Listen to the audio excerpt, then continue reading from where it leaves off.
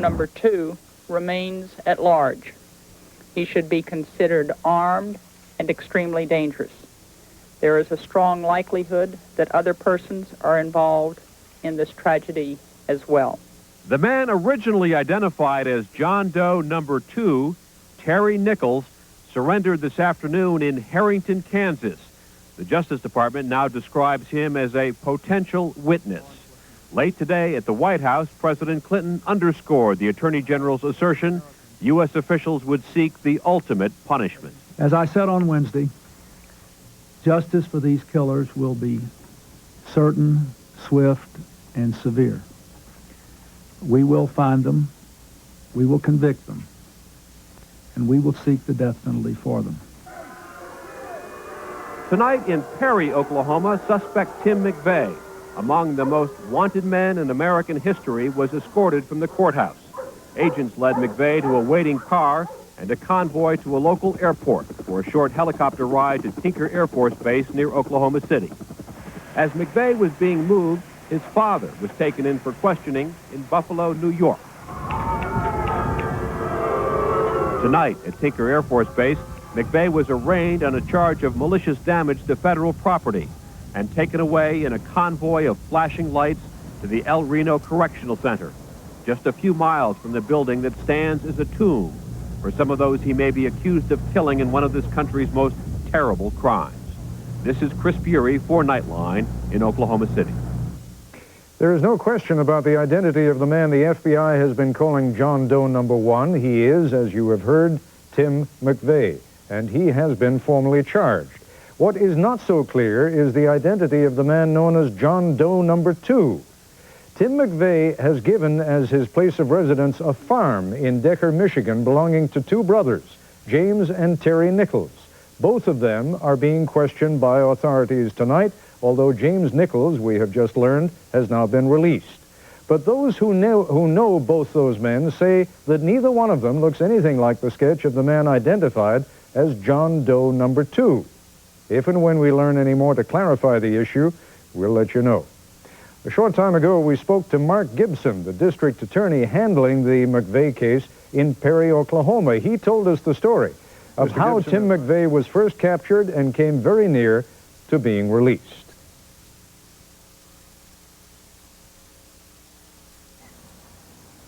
Mr. Gibson, as I understand the story, you were about 1/2 an hour away from being a very embarrassed assistant district attorney indeed.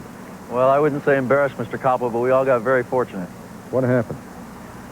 We were prepared to have a bond hearing for Mr. McVeigh this morning about 9:30 a.m., and at that time I was finishing up another hearing before that, and as we were finishing up the last hearing prior to Mr. McVeigh, the sheriff received word from the federal officials that they wanted to hold Mr. McVeigh, that he was the suspect in the bombing.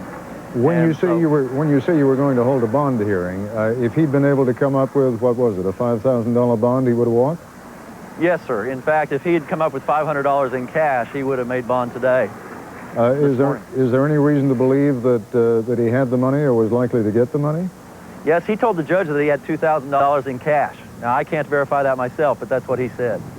Why was it that he was taken into custody in the first place? Can you just explain how that happened? Yes, sir. Trooper Hanger stopped him for not having a tag on the car he was driving, and at the time of approaching Mr. McVeigh in the car, then he discovered a loaded Glock 9mm in a shoulder holster. And so Mr. McVeigh was arrested for carrying a concealed weapon in a car. And when was that? That was at 10:20 a.m. on Wednesday morning, which was just 75 minutes after the bombing. So, in effect, you have had this man in your jail since just a couple of hours after the bombing.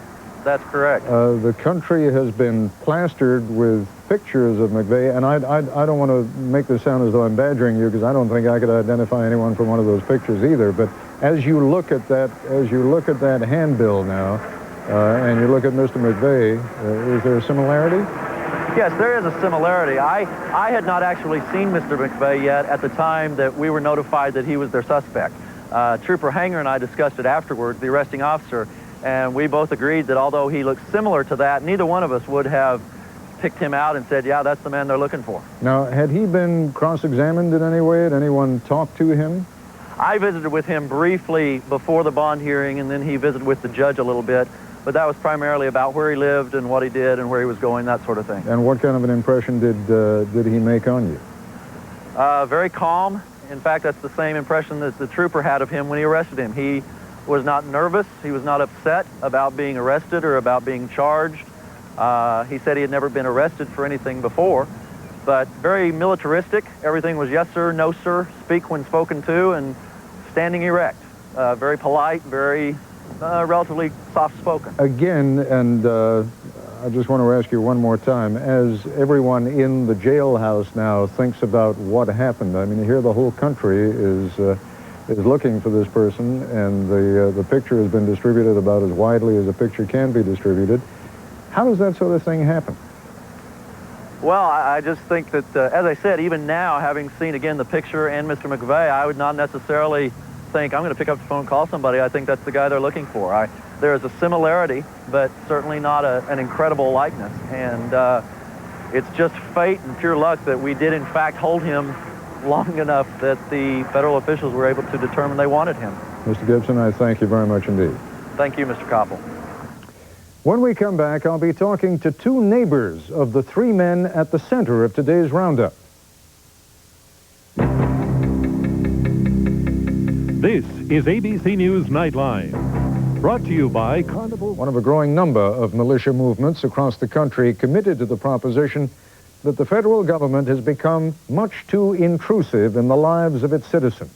Let us show you a clip from a videotape that the Michigan Militia distributes. It shows one of their rallies. We didn't know how. Recently, I wrote a letter of something that distressed me greatly, and it really agonized me as I watched that flag, the Star-Spangled Banner, waving over Waco, and watching the buildings burn there, and watching that whole thing, and it distressed me greatly as I had to posture up a thesis in my own mind that I was watching my government kill the church and bury the evidence. And I had to say that something's got to be done.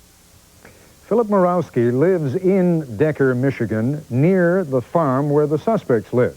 When I spoke with him a short while ago, he described Tim McVeigh as being overzealous.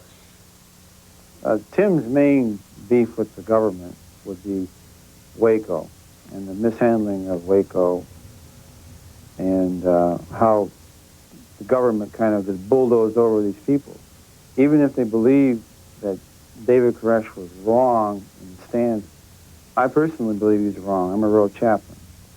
And I personally believe that David Koresh was wrong. However, with our Constitution and its guarantees that put limits on the government really overstepped its bounds. And that's what Tim was very upset about.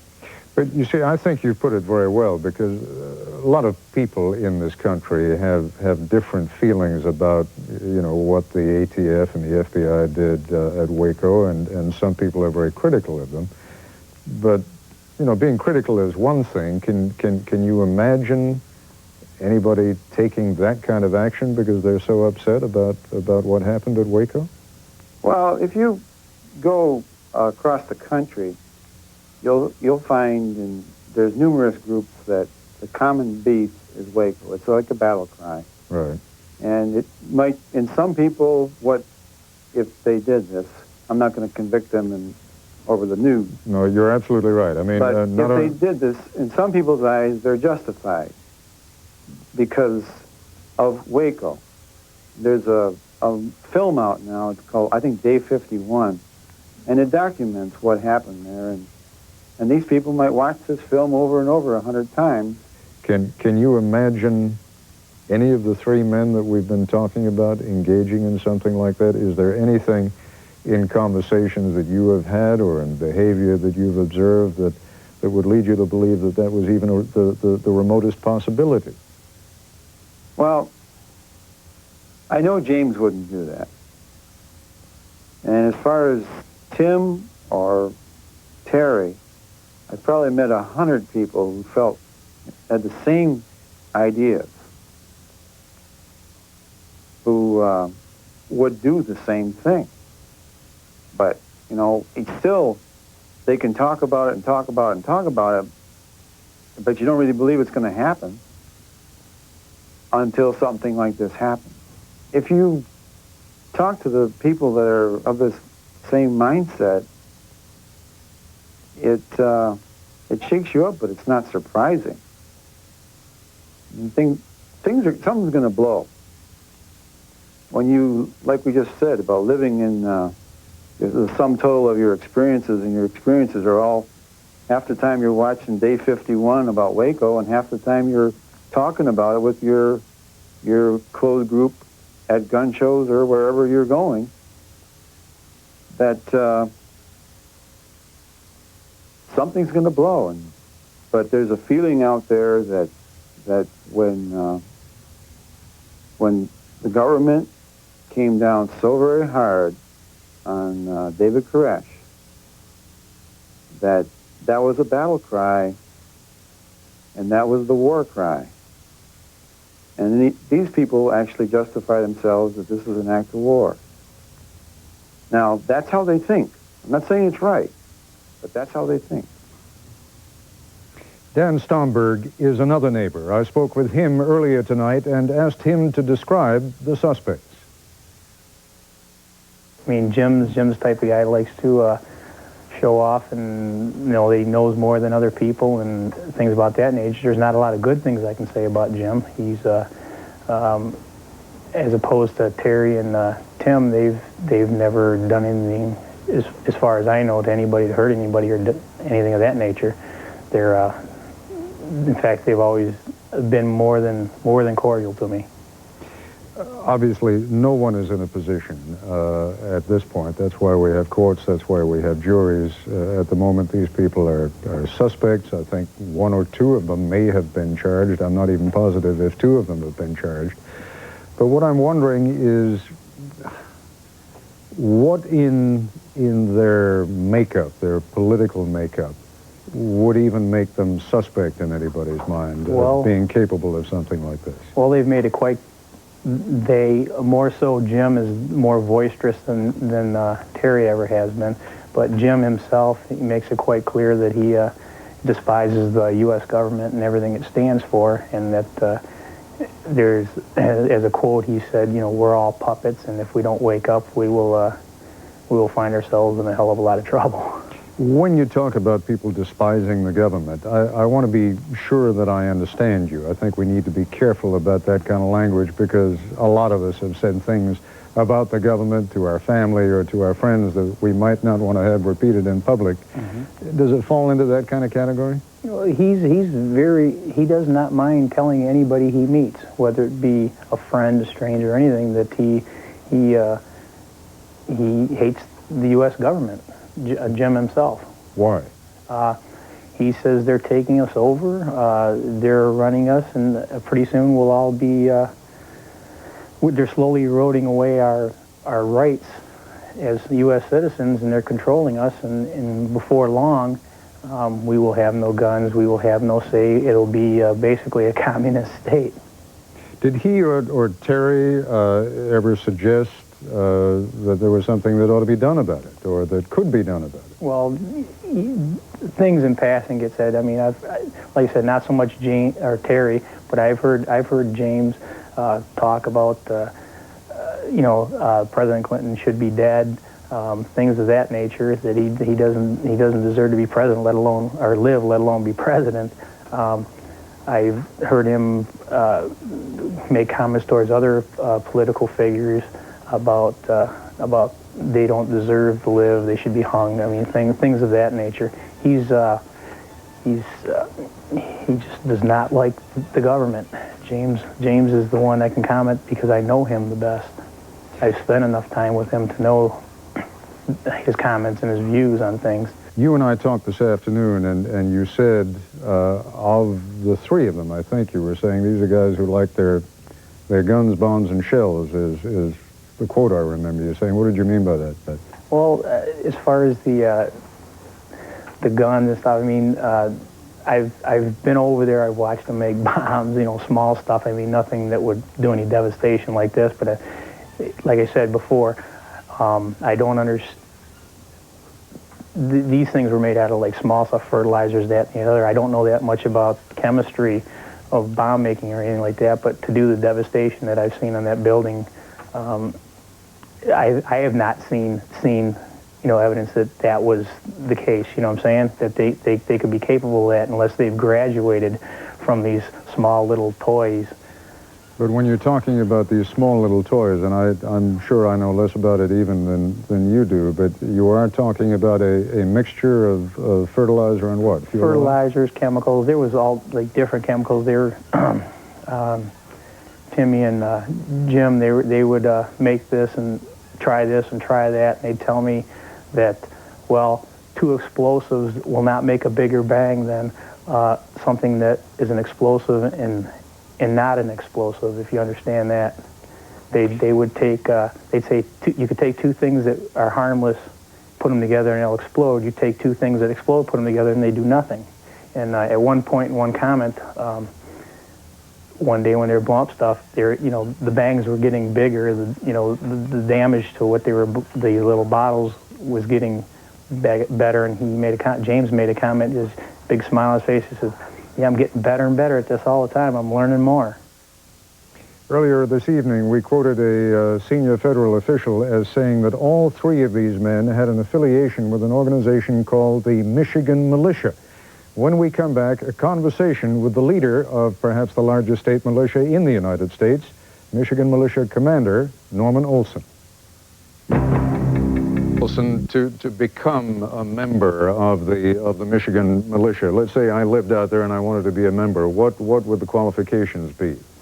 Qualifications are rather simple, Ted. We have literature. We ask people to look over the manual that we have prepared, and if they agree with our doctrine and with our philosophy and with our methods, then they are welcomed aboard. We place no restrictions on people based upon their religion or denomination or their racial background or political flavor. And yet you've got to be concerned about security, you've got to be concerned about infiltration. People may say the right things, they may say the words that you want to hear, but you may have suspicions about them. How do you guard against being infiltrated by those who don't agree with you? That was a concern of ours early on, but we understood that if we were going to establish ourselves as legitimate militia, constitutional patriot militia, that we were also going to have to be visible. And the only way that we could be visible would be to stand up. And what that means is, it means that we cannot turn into an organization where we start investigating the background and then looking over the shoulder of every member within the organization. You said earlier on that you have been almost anticipating something like this, and by this I mean the explosion in Oklahoma City, for months. You were afraid it was going to happen. Why? Because I'm very concerned, Ted, that our government, the federal government, is distancing itself and alienating itself farther and farther and more quickly from the people than ever before. I believe that the incident at Waco is probably that one issue that, unless it is resolved, the people will constantly feel and continue to feel that their government no longer cares, no longer is itself placed under the same justice system that they expect everyone else in America to be placed under, and is no longer responsive to the people. But why would you fear, as early as a couple of months ago, that some lunatic would take it upon himself to blow up a federal building, or that some event like that would occur?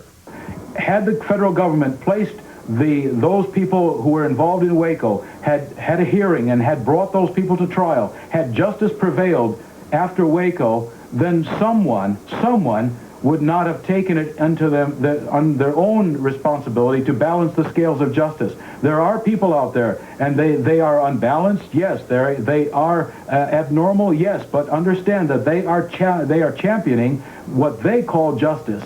And it may be retribution, it may be revenge, Ted, but they are bringing about what they believe is measure for measure, eye for eye, tooth for tooth. So you think that there is more than just coincidence to the fact that the bombing took place on April 19th, which was the day that the Branch Davidian compound was stormed?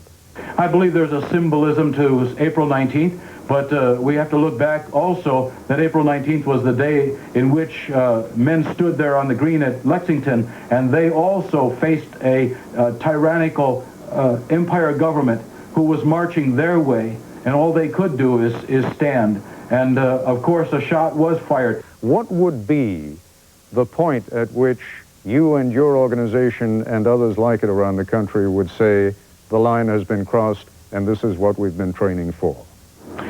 There's simply no way to answer that, Ted, because once you engage in scenarios and line drawing in the sand, there's simply no way. Where I would stand would be different from where someone else might stand.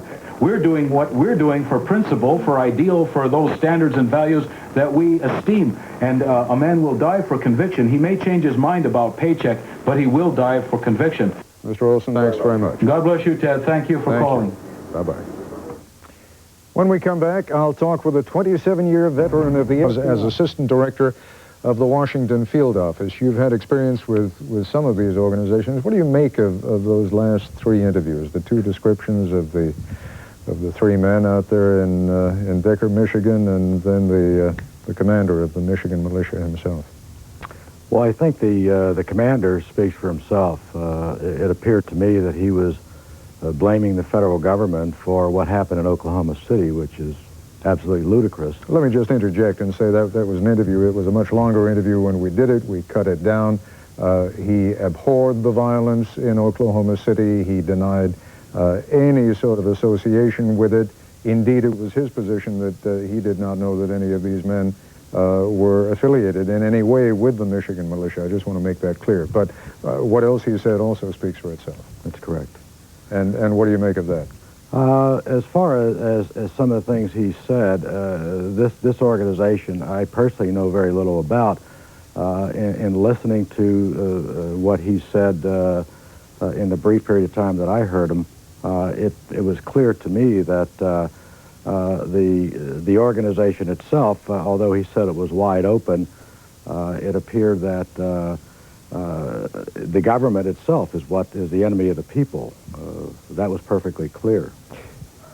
One would think, particularly if it's as wide open as he suggests, that the FBI would have penetrated groups like this a long time ago. Well, the FBI has a problem penetrating groups like that only because they're restricted from doing so.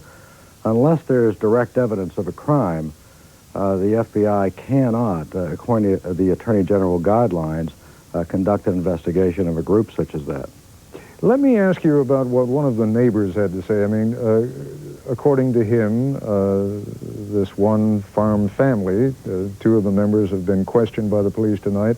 A third guest of theirs is the man who is now under arrest for the Oklahoma bombing.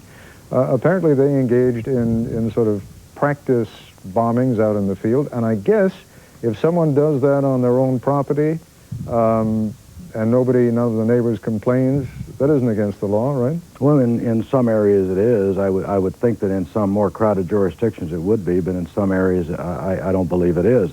It depends on the size of the explosion and so forth. But obviously no one had complained, and they continued that practice. I asked one of the neighbors, and again, this was not included in the interview that we put on tonight, why it was that if he had heard this one man make threats against the president and had observed this kind of playing around with bombs, why he had never called the FBI. And not unreasonably, he said, well, what if they hadn't done anything and I would have still been left out here? Can you understand that kind of logic? Well, I can understand it because the situation could have been, did he think he was really serious about it?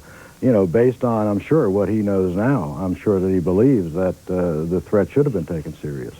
Mr. Daniels, again, in talking to the commander of the Michigan Militia, I asked him what his membership was. He said about 20,000. He also said that there are similar militias all around the country, in every state, and he guesstimated that the total number was somewhere in the neighborhood of 3 million. I got to tell you, viscerally, I just feel as though that's a terrific exaggeration. But even if it's only 1/10 that number, and there are 300,000 such people in the United States, how much of a threat do you think that represents if their feeling is that whenever the government takes actions with which they disagree, that something like this is an acceptable response? I don't know if anybody, Ted, really knows the numbers, the raw numbers themselves. As far as that particular group is concerned, I don't think generalizing across the board to say that every member of a particular organization has the capacity or the propensity to do something like this. There are, I'm sure, splinter groups or those that are on the fringe that are perfectly capable of doing something like this, and as alleged, it occurred. And yet, if I understand what you're telling me, on the one hand, it's understandable that people who suspect that these folks might do something wouldn't say anything. On the other hand, you're telling me the FBI doesn't have the right to infiltrate such groups. Not unless there's some direct evidence of a crime being committed. That's correct. Mr. Daniels, thanks very much for joining us this evening. Thank you, Ted. My pleasure. In a crime scene a mile wide and filled with dead bodies, a voice from under the rubble. Ted, as Friday turned into Saturday here in Oklahoma City, the Associated Press updated the death toll at the Murrah Federal Building site behind me to 78. That is, of course, still an interim figure. It will undoubtedly go higher, could even double or be worse than that. And the work at the federal building site has reached a painful stage. Those miraculous life-saving rescues are at an end.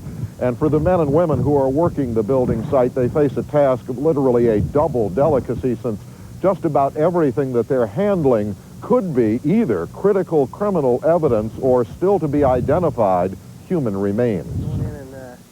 A lot of the bodies were decomposing. I mean, you know, they've been in there for a while. We would initially spray down the areas, decontaminate them before the people got the bodies, and then we'd assist them with bringing them out. Local firefighters like Shane Williams have had lots of help. Mark Anderson and Ian Burnett arrived yesterday from Torrance, California, and went right to the dirty work of decontamination. We have to make sure that you get anything off the person that could be harmful to them. It's something you never get used to. We're trained, we see it not to this scale ever. I probably never will again, but you just have to deal with it the best you can. In the midst of these grim extractions, local, state, out-of-state, and federal law officers have been doing difficult detective work. As far as crime scenes go, you know, you have a murder, and a lot of times that murder scene is as big as a bedroom or a front yard. Here you've got a crime scene that's a mile square. So, man, you just got to go as careful as you can go, remove evidence as you can remove it, and just try to preserve it the best you can. Sophisticated professional collaboration and pure human heroism have undoubtedly saved lives. When the explosion occurred, I was sitting at my desk, and my computer, it hit me in my chest, and I kind of went down to my side. Anthony Scott, a civilian working in the Army Recruiting Center on the Murrah Building's 4th floor, was lucky. He fell to cover under his heavy wooden desk, saving his life and allowing him to save half a dozen people, including Arlene Blanchard. I could feel blood just pouring down the back of the nape of my neck, and I touched my head, and hair was just everywhere, and I was confused. And then I saw another individual on the far right-hand side of me, and he was in his chair, and it was like he couldn't move. And he was extremely injured, severely. So I knew that I had to get over to him, but I had seen Arlene, and I saw her. She was screaming, and she had her hands in the air, and I told her just to stay right where she was and put her arms down, because she was going to touch some electrical wires, and that I would get to her in just a moment. So I sat down and I just started looking at what used to be my office, and when I looked, there was nothing there. The window, there was no window. Worse, just feet from where she sat, there was no floor. Scott had to lead her step by step to a stairwell, and then 3 flights down in darkness to safety. How'd he do it? It was part adrenaline, and part of angels helped us move this debris. That was Wednesday. Thursday, Anthony and Arlene got another shock when they saw on TV the sketches of the suspects in the bombing, especially the dark-haired man. I was telling my husband that face is very familiar. I just couldn't zoom in on it and say exactly where I had seen him before, but his face is familiar to me. Anthony could place the face. He'd seen it, he says, several times in and around the Murrah Federal Building. it just clicked in my mind. That person looks familiar. Maybe did see him, you know, outside smoking a cigarette a couple times or whatever. It was more than one time. Today's shock was more positive. It was the swift identification and arrest of two suspects. Anthony and Arlene's reaction were visceral. They have no respect for life. We see that. And what makes eye for an eye. Hurt, that's what I say. Eye for an eye.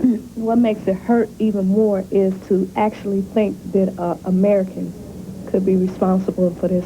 Not someone from overseas, but someone that has actually grown, that is a part of this heritage, the ancestry of the United States, and to do something like that to its own people. They need to suffer. I wish I could pull the plug. In an Oklahoma City mall, shoppers kept one eye on the display counters and one on the TV coverage of today's arrest. So I was really surprised that that they were able to find them that easily, and in Perry, Oklahoma, and I grew up in Perry, Oklahoma, so I know that town very well, and to see that somebody was from Perry, Oklahoma was kind of ironic. I just hope that these are the main people behind it, or can lead us to the main people, and that things are taken care of in a timely manner. While at a local sports bar, one customer drew from today's events a moral lesson. It kind of bothered me that the first thing they said about any suspect was that these Middle Eastern men. My first thought was, well, why are they suspecting them? I mean, now that it's come out, I hope that those people that thought that are ashamed of themselves, because not all people from other countries are bad.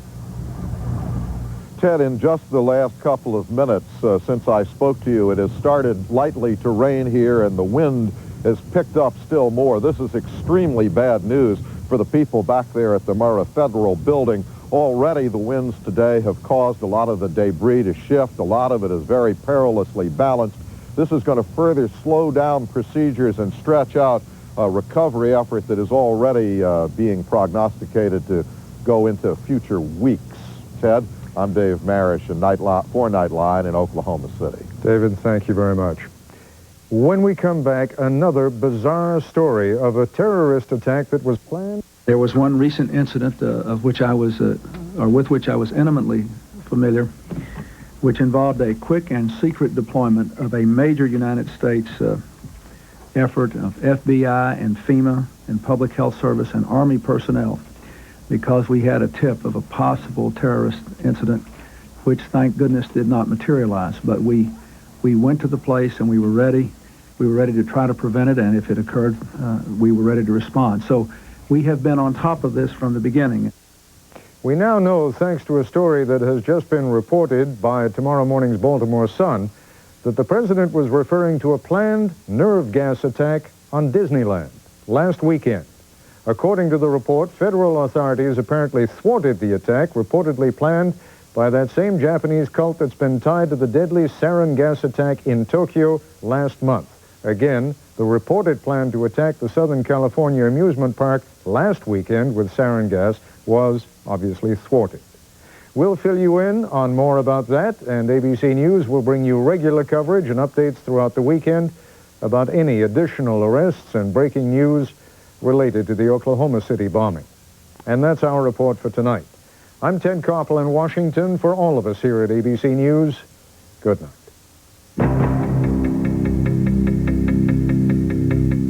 For information about Nightline on America Online, call 1-800-772-4222. For video cassette inquiries, call 1-800-913-3434. The price is $29.95, plus $4 for shipping and handling.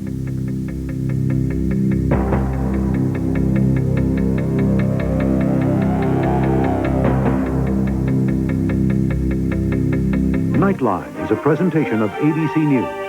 More Americans get their news. Wendell Holmes had seen that. He would raise the question as whether there's a clear and present danger from what is going on.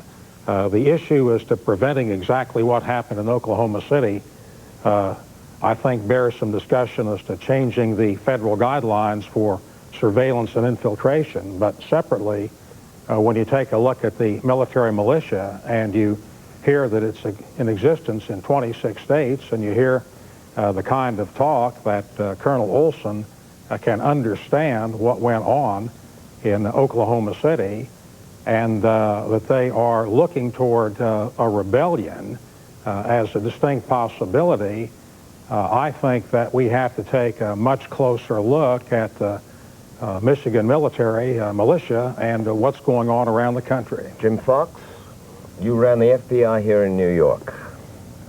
You watched that man, and you heard what he had to say. What could you folks do about it? What can the FBI do about something of that nature? I have a real problem understanding that kind of thinking.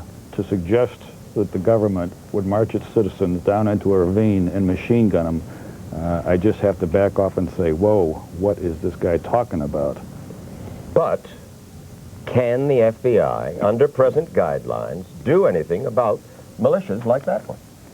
We can certainly never guarantee there will not be another terrorist bombing. Anyone who says that is either lying or naive. We can take certain steps to increase the odds in favor of law enforcement. How? We can tighten up the borders, the airports. We can give greater resources to federal agencies that have been underfunded for years, such as the Immigration Service. I think it's very important that Congress and the Department of Justice revisit the Attorney General guidelines that govern the way we conduct our terrorist investigations. We keep hearing about the Attorney General guidelines. What are they? They were enacted in the post-Watergate era in the mid-'70s, and basically they tell you what investigative tools you can and cannot use in conducting terrorist investigations based on the information you know. And in my view, they're too restrictive. Can the FBI infiltrate, for instance, the Michigan militia? The only way we could put an undercover agent into an organization to infiltrate it to find out what they're doing is if we knew they were engaged in a criminal enterprise or they were taking specific acts, for instance, to gather components to make bombs. That's not what we heard this morning from Leon Panetta, the President's Chief of Staff. He led us to believe, at least me, that indeed they have been infiltrating or they have been surveilling seriously. Well, I would be very reluctant to disagree with the Chief of Staff, but I know that when I was in the FBI, we had to have these specific steps present before we could infiltrate, before we could put an undercover agent into an organization. Senator, which is the bigger threat today, domestic or foreign, for terrorism? I think at the present time they're both tremendous. And when you see what happened in Oklahoma City, I would not put foreign terrorism ahead of domestic terrorism. If you take a look at the guidelines, Mike, they do not back up what Leon Panetta says about infiltration. They're very rigid, and constitutionally, there is no reason why you can't have informants and why you can't have surveillance. You can't get too close to people and obstruct them, or why you can't have infiltration. And the guidelines, which I have reviewed before this program, do not permit that. And you don't need to have any legislation. All you need is a change of policy by the administration and the Department of Justice. Jim Fox, the Oklahoma business was so horrible, generated such hatred for the people who caused it. Wouldn't that discourage other extremists here in the United States from copycatting? You would think so, Mike, but when you saw the presentation we had just before we came on, then you really think, are these people in touch with reality? Would an event as horrible as this even make an impression on them? Does the kind of thing that happened in Oklahoma City, I understand that the Michigan Militia, in effect, some of them at least, cheered when they heard that story. I've heard stories of reporters calling up to the Michigan Militia, and the people they talked to were in a state of jubilation, elated over the publicity they would get from this event, and in one case someone said, a month from now we'll have 100 new members. How many people would you imagine were involved? Was it just John Doe 1 and John Doe 2? If the bomb was this big, they say 3,000 to 4,000 pounds, that's 3 times bigger than the World Trade Center bomb. If it was that big, I find it hard to believe that 1 or 2 individuals could carry that out, or even that 3 or 4. I have to think that the FBI has more suspects and that there will be more arrests. Well, the President has said there are more suspects and there will be more arrests. How could that kind of a conspiracy, if you will, and that's what it was, how could it go on undetected by FBI, DEA, local state police. How? Simply because the FBI is not allowed to use the tools it has in its investigative arsenal under current guidelines. And what are you going to do in the Senate about that, Senator Specter? Well, the first thing we're going to do, Mike, is to find out what the Department of Justice has actually done. If Leon Panetta is correct, we'd like to know what they have done. The Attorney General received a letter last October from Morris Dees of the Southern Poverty Leadership Group, and it is a matter of oversight for the Judiciary Committee to find out what action has been taken. The first thing we want to know is what they've done, and the second thing we want to know is why they don't broaden the guidelines to authorize in writing. These guidelines are circulated through all the FBI offices, and they are very tight, and they do not allow infiltration and surveillance. So the first thing we're going to do is to find out what the Justice Department has done here. We have that oversight responsibility. And then I think we have to take security. There's no constitutional right to park a truck in front of the federal building in Oklahoma City, a truck big enough to have all of these explosives. And I think there are some things we can do to make a determination about purchases of substances like fertilizer, which might have the potential for this kind of bomb making. There are a number of things that can be done. You're going to hold hearings, I understand, this Thursday down in Washington, Senator Specter, and I imagine something with Louis Freeh, the head of the FBI, in attendance. I would imagine that something will come out of that. Well, that's right. We're going to do that, Mike, and we're going to have some pretty specific questions for Director Freeh. And it may be that we'll have to go into closed session if some of the information is privileged. But we're going to get to the bottom of it. Thank you very much, Senator Arlen Specter. Jim Fox.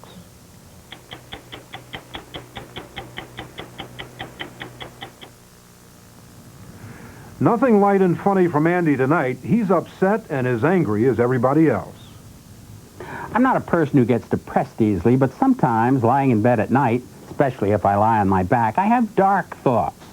There have always been nuts who predicted that the world was coming to an end, but you can't help thinking that one of these days it could happen. I've had most of the years of my life, but what about 4 grandchildren? They should have something like 80 years ahead of them, but do they? Who knows what's going to happen on Earth before the sun goes out in another 1,000,000 years? There are a lot of ways it could stop, or maybe just keep spinning, but without any of us alive on it. How could anyone smart enough to make a bomb that would do this in Oklahoma City be so evil as to plant it, and under a daycare center? Oklahoma City is just part of it. The poison gas attack in the Tokyo subway was done by the same people. Different race, different religion, different cause, but basically the same people. Terrorists tried to take down the Earth's biggest building complex, the World Trade Center in New York. They had other plans, too. How would you like to be in the Lincoln Tunnel under the river going to New Jersey the day they explode a bomb and let the water in there? It's so discouraging reading the headlines day after day. What have we done to have spawned so many evil people? We don't like to read bad news, but there's too much of it to avoid. The Russians are selling the stuff with which to make a nuclear bomb to Iran. How safe does that make you feel? In Washington, what would happen if the White House and the Capitol were wiped out? And we can do without the jokes. It doesn't matter much who did it in Oklahoma City. The idea that there are people alive who would do it is what scares you. You look at a crowd and you think, am I looking at any of them? They've already beaten us, too. Don't forget that. From now on until forever, we're all going to have less freedom. Less freedom to go in and out of buildings, less freedom from being watched, less freedom from being searched. Terrorists have already done that to us in airports, costing us time, money, and liberty. And we relinquish our freedom voluntarily, of course. That's the worst way to lose your freedom, voluntarily. The bad guys have won because they've reduced us to their level. They've brought out our least attractive characteristics. Our Attorney General wants blood. The death penalty is available, and we will seek it. Our President demands revenge. Justice will be swift, certain, and severe. We all feel that way. They make all of us seize with the same hate for them that they have for us. I could kill the bastards. Law enforcement sources say a crumpled business card was found in the back seat of the police car that took him to jail. The card was from a military surplus store. On it, a handwritten reference that appeared to say, "Need 5 more pounds, high explosives." And there was a date, May 1st. Investigators say McVeigh may have ditched the card, knowing he'd be searched. High explosives like TNT may have been used to trigger the type of fertilizer fuel bomb suspected in this explosion. The rental truck, which was similar to this one, was blown to bits, but it's reportedly being carefully pieced back together by federal agents in a warehouse. Federal law enforcement sources also told Dateline today they have found an important eyewitness. Sources say this witness actually saw a man fitting Timothy McVeigh's description drive up to the federal building in the Ryder rental truck suspected of carrying the bomb. But the eyewitness is in critical condition from injuries suffered in the explosion. Federal authorities also say that what appears to be a piece of detonator cord was found in McVeigh's pocket. Other federal sources told Dateline today that more is becoming known about McVeigh's whereabouts in the crucial days before the terror, and about his past. Investigators say McVeigh worked for 3 months at this hardware store in Kingman, Arizona in 1994, and police in Kingman have reopened their investigation into the bombing of a home there in February. They are looking to see if there might be a McVeigh connection. At the Gold River Hotel and Casino across the Colorado River in Laughlin, Nevada, there was a possible McVeigh sighting. Our security forces here at Gold River are very careful about the individuals who are in the hotel. It appears around November or December of last year, an individual who closely resembled Mr. McVeigh was here at Gold River, causing a disturbance in our pit. At the time, security recognized this and came right over to discuss it with him. He was dressed in a paramilitary outfit and was asked to leave the hotel. The man resembling McVeigh left but returned the next day. Again, he was asked to leave and has not been seen in the hotel again. Federal agents are also looking closely at the relationship between McVeigh and his friends James and Terry Nichols. Terry Nichols and McVeigh are said to be as close as brothers and joined the Army the same day in 1988, serving at Fort Riley, Kansas. In the days prior to the bombing, McVeigh apparently went back to Kansas, home of Terry Nichols. McVeigh was registered before the bombing at the Dreamland Motel in Junction City and gave the front desk his real name and a home address of Decker, Michigan. We talked back and forth, small talk, and when he finished filling out, I took the card. He smiled a lot, and he was very pleasant.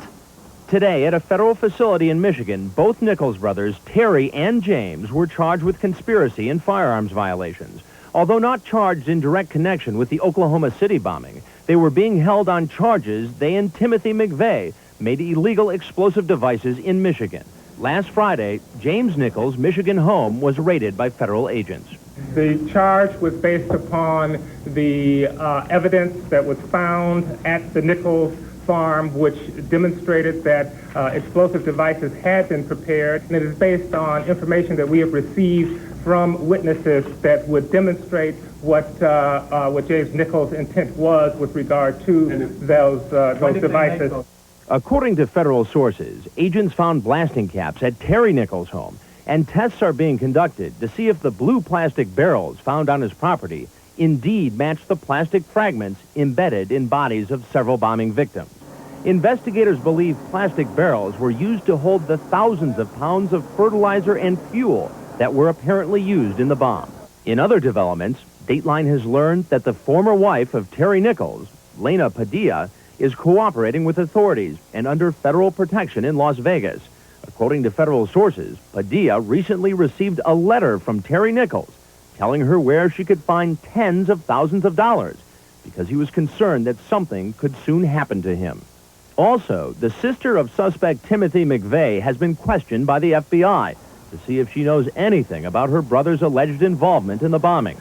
21-year-old Jennifer McVeigh wrote a letter to the editor of an upstate New York newspaper expressing anger with the federal government's handling of the Waco incident.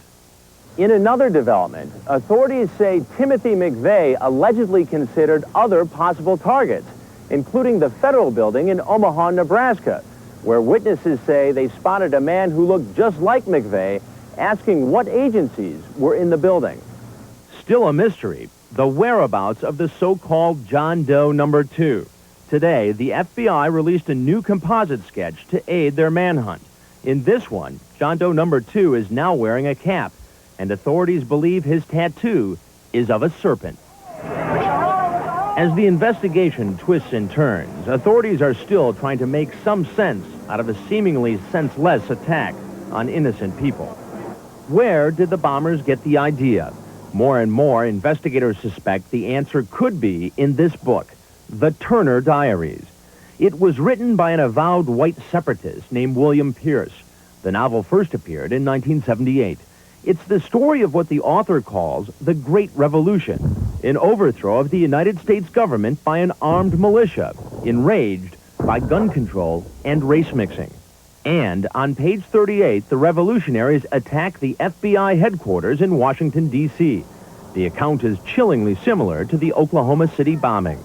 The narrator says, "I began helping mix heating oil with ammonium nitrate fertilizer, ingredients similar to those suspected in the Oklahoma City explosion." The truck bomb in the book weighs 4,400 pounds, very close to the latest size estimate of the Oklahoma City bomb. And the fictional attack comes at 9:15 a.m. The Oklahoma bomb went off at 9:04.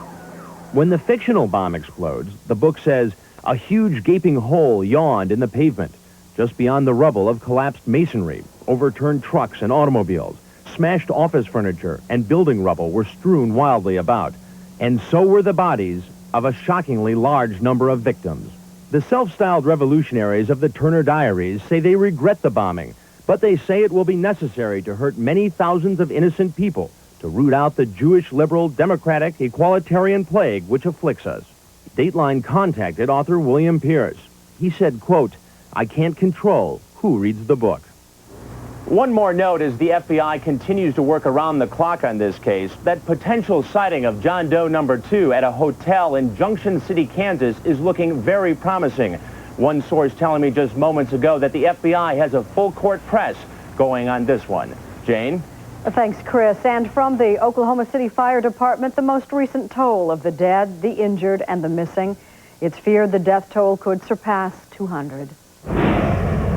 Coming up, did a right-wing American militia have something to do with the Oklahoma bombing?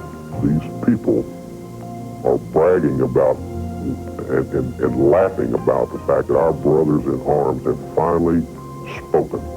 Inside America's militias, what do they want? Plus, they're too young to understand how close they came to death. Meet the little miracles who made it out alive. Dateline is sponsored in part by the totally new Ford Contour, a world car for the 21st century. What, if anything, did they have to do with the bombing? Here's Bob McEwen with an inside look at the American militia movement. Well, I went to one meeting since the bombing in Oklahoma. They're all scared because of the pressure, but in the same breath, these people are bragging about and laughing about the fact that our brothers in arms have finally spoken. And yeah, it's tough about the kids, but if you look at that explosion, that was a true work of art. We can't show you his face. We can't use his real name. He insisted we disguise his voice. Some of these people are strictly low-life, white trash terrorists. And the man we'll call Jim should know. For the past 2 years, he's been inside the American militia movement. Many people didn't even know it existed until 6 days ago. When I heard about what happened in Oklahoma, there was not any doubt in my mind that it was somebody in the militia that had done that.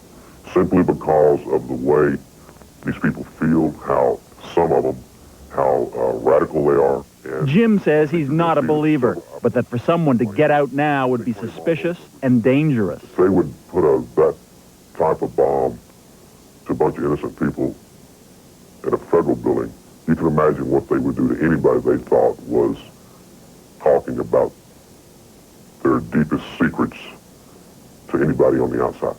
So you're locked in. I'm locked in. And Jim is no ordinary member. He's part of the militia's inner circle, known by the initials USSFF. United States Special Field Forces. And that organization is the proactive, violent group that goes out and carries out what the rest of them talk about. And militias in different states talk to one another. It's very loose-knit, but they do communicate. And that communication is done through the computers, through the internet. It's done through shortwave radios. And these days, he says, they have one rallying cry. That's all they talk about. Koresh and the Branch Davidians and the incident at Waco. This was their way of getting even. Kids were killed at the compound. Children died in that fire. So now they go kill other children. Virtually within minutes of the explosion last Wednesday, the question was raised. Was the bombing in Oklahoma, as the authorities now say, a homegrown act of terrorism, somehow linked to another American tragedy, to what happened here, just outside Waco, Texas, exactly 2 years before? It was April the 19th, 1993. Federal agents raided the besieged Branch Davidian compound. The resulting inferno took the lives of David Koresh and 74 of his followers. 25 were children under 15. Authorities say Oklahoma bombing suspect Timothy McVeigh was so distraught about what happened here that he made a pilgrimage to Waco. We're here with our Texas militia, and I believe in carrying guns. But it don't mean nothing if we're not going to stand. 2 years after the fire, others came to the site of the burned-out Branch Davidian compound to mark the anniversary. Survivors and their supporters, among them members of the Texas Militia, who donated this memorial. Last Wednesday, at that very moment, survivors in Oklahoma were still being pulled from the rubble. Well, in any situation like this, you have to ask cui bono, who benefits. Computer consultant Jon Roland was at the memorial in Waco. He may not look it, but he's the founder of the Texas Militia. So when, on April the 19th, 1995, you first saw what was happening in Oklahoma City, what went through your mind?